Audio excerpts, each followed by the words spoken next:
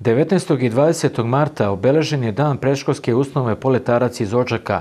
Na 79. rođendanu pomenute vaspitno-obrazovne ustanove učestvovala su deca iz svih 11 objekata koji funkcionišu na području opštine Odžaci.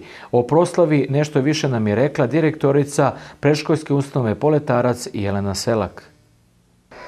Na našoj manifestaciji učestvuju deca iz naših srednjih, starijih i pripremno-predškolskih grupa iz svih 11 objekata koji spadaju u našu ustanovu i koji se nalaze u okviru naše ustanove. Inače, na našoj manifestaciji imamo i decu goste iz drugih predškolskih ustanova. Ove godine su nam gosti učesnici bili deca i vaspitači iz predškolske ustanove Vera Gucunja iz Sombora, deca i vaspitači iz predškolske ustanove Naša radost iz Subotice.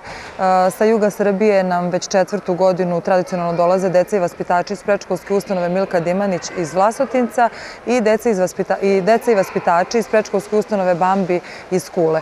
Inače, naši dragi gosti svake godine su i predstavnici ustanove Dječji vrtić Čika Jova Zmaj iz Bijeljine.